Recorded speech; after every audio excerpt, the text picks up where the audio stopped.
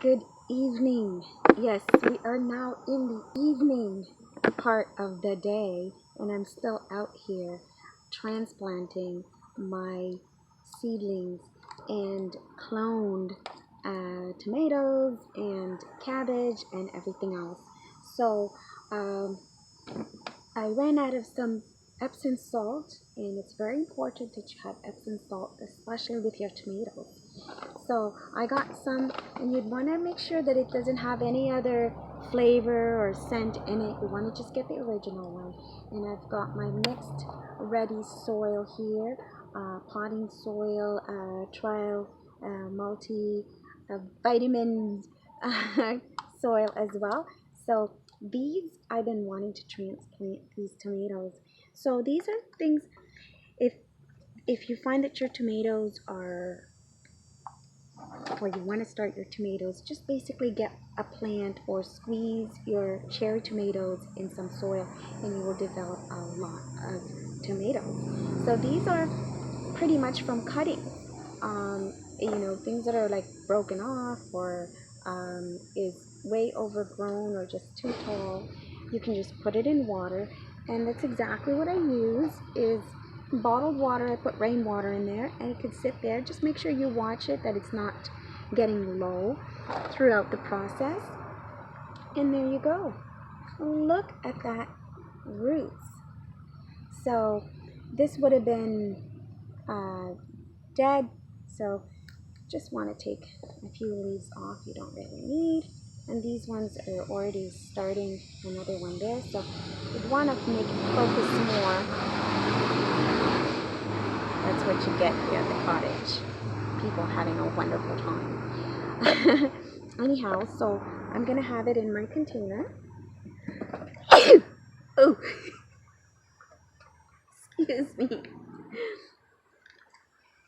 And I have many of. So you want to put some soil, some Epsom salt in there. Shake it up a bit.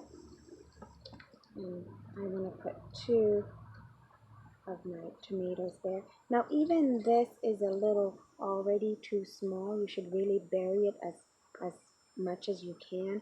But these are the containers that I want them in because the space that I have in the house, this is going to be going in actually for winter in the house. So I can't have them in the greenhouse. It might just get too cold, and I want to try and keep them alive as much as possible. And see, they should even grow indoors. Just have them by the window, and just almost done here. I'm getting some mosquito biting me. And now, when you transfer them from water to soil, make sure that you do soak, give this a good soak. So they are soaking for a few days, and then from then on, you could have it well drained and so forth. This was in the water so deep that the roots are all the way at the top. And there you go. So I'm going to put rainwater, drench this in rainwater, and put it in a nice, partially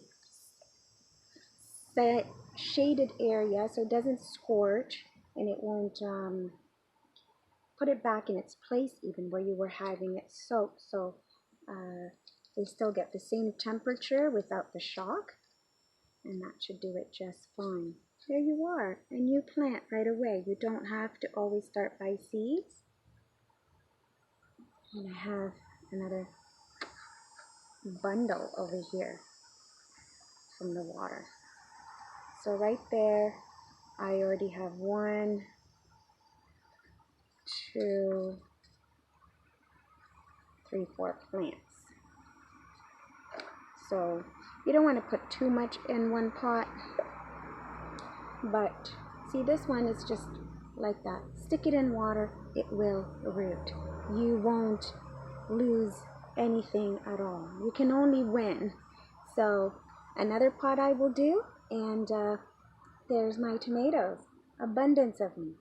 And for winter, have them by your kitchen, and it's just a little decor. You'll have a little garden by your kitchen. So it's getting dark here now. I still have my hat on, but it's okay. That's that. I hope you enjoyed my video. Hope you guys had a wonderful hot summer day. I really just stayed out of the sun today because I've had way too much this week.